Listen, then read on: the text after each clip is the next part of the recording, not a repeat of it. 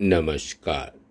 मैं संजीव कुमार आज रहस्यमय सिद्ध भूमि तथा सूर्य विज्ञान इसके दूसरे अंश को संक्षेप में प्रस्तुत करने का प्रयास कर रहा हूँ।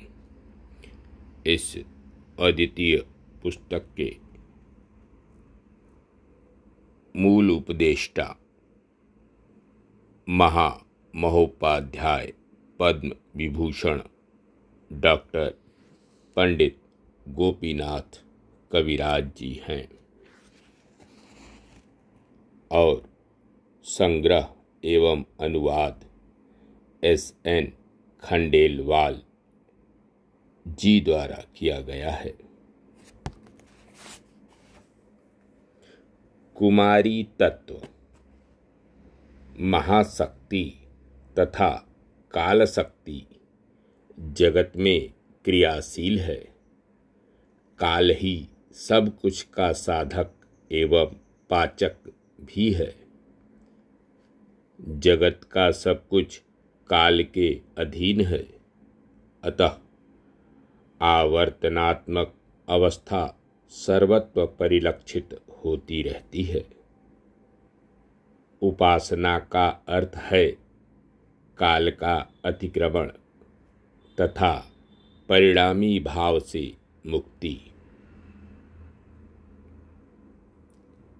षोडशी की प्राप्ति का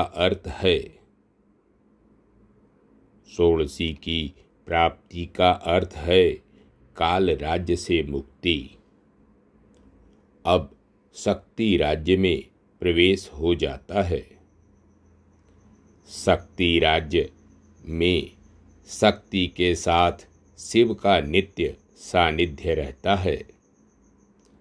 इन्हें कामेश्वर कामेश्वरी कहा गया है। ये महात्रिकोण के मध्य बिंदु में विराजित रहते हैं। इनके चारों ओर एक नित्य मंडल परिक्रमण करता रहता है। यही है नित्या देवी स्वरूपिणी काल शक्ति रूपिणी पंचदशी। पंचदशी केवल नित्या हैं, परंतु षोडशी नित्या होने पर भी साक्षात जगदम्बा भी हैं। काल चक्र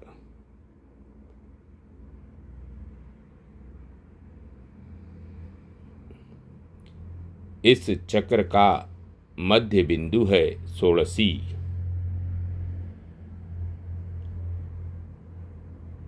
इसी मध्य बिंदु का आश्रय लेकर पंचदशी कार्यरत है। यह मध्य बिंदु ही काल चक्र की नाभि है। यही षोडशी है, अमृत स्वरूपा है। उक्ति है कि नाभि में अमृत रहता है। काल अग्नि है, अमृत सोम है।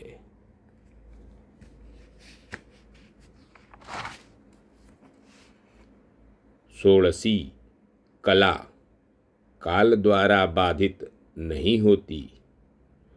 जिस देह में षोडशी कला का उपादान स्थित है, वह देह अमृत स्वरूप है। पंचदशी का शोषण काल कर लेता है, परंतु षोडशी काल का शोषण करती है। षोडशी निष्क्रिय रूपा है, वह साक्षी मात्र है। इस कारण यहाँ यथार्थ पूर्णत्व का प्रस्फुटन नहीं है। यथार्थ पूर्णत्व प्रकाशित होता है सप्तदशी में। सप्तदशी में जहाँ एक ओर क्रिया विद्यमान है, वहीं दूसरी ओर अनंत निष्क्रियता भी अखंड रूपेण प्रकाशित है। यहाँ सक्रिय तथा निष्क्रिय का भेद ही नहीं है। इस पूर्ण से निरंतर अनंत विश्वरूपी क्षरण हो रहा है, तथापि वह पूर्ण ही है। यही अखंड कुमारी तत्व है। इन्हीं कुमारी से विश्व जगत प्रवर्तित हो रहा है, तथापि उनका कुमारित्व यथावत है। योगीगण कहते हैं कि मर के मरना व्यर्थ है। जो जीवित ही मर गया उसकी स्थिति सार्थक है। जीवित में ही मरना किसे कहते हैं? बोधातीत अवस्था में बोध की रक्षा करना ही जीवितावस्था में मरना है। इस अवस्था में एक ओर निर्मल आत्मस्वरूप का पूर्ण बोध जागृत रहता है, दूसरी ओर देह, मन तथा विश्व की चेतना ही नहीं रह जाती। जीव माया जाल का भेदन करके सृष्टि भेदन करता है। अब वह समझ लेता है कि वही शिव रूप है। यह जीव के जीवन की सार्थकता है।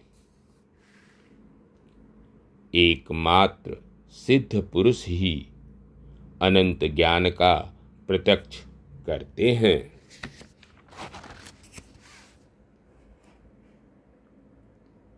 क्या परम तत्व को जानने या आत्म साक्षात्कार के पश्चात आत्मा को कुछ प्राप्त होता है?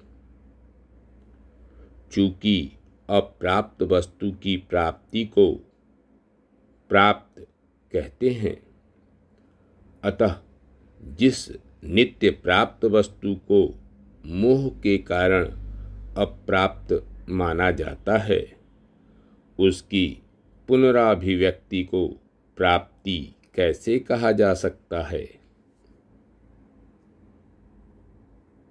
असिद्ध पुरुष स्वयं को सीमाबद्ध करके सुख दुख का भोग करता है। सिद्ध पुरुष की अवस्था एतद्वा विपरीत है। उसके आनंद तथा ज्ञान का अंत नहीं होता। अहंकार समाप्ति की अवस्था को सूफीगण फना कहते हैं। यह अहंकार शुद्ध आत्मा का विकृत तथा मिथ्या रूप है। अहंकार निवृत्ति के साथ साथ कर्म, वासना, संस्कार प्रभृति लुप्त हो जाते हैं। अब एकमात्र चेतना अवशिष्ट रह जाती है। इसका लोप नहीं होता।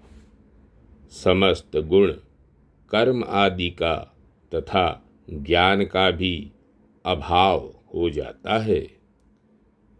इस अभाव का बोध रह जाता है। यही है शून्य बोध। यही है अचेतन चेतना। इसकी धारणा बुद्धि के द्वारा नहीं हो सकती। यही अचेतन चेतना रूपांतरित होकर अहम ब्रह्मास्मि के रूप में आत्म प्रकाशन करता है। सूफीगण इस अवस्था को वका कहते हैं। यही है यथार्थ भगवत बोध। धन्यवाद। नमस्कार। शेष अगले अंक में। मैं संजीव कुमार।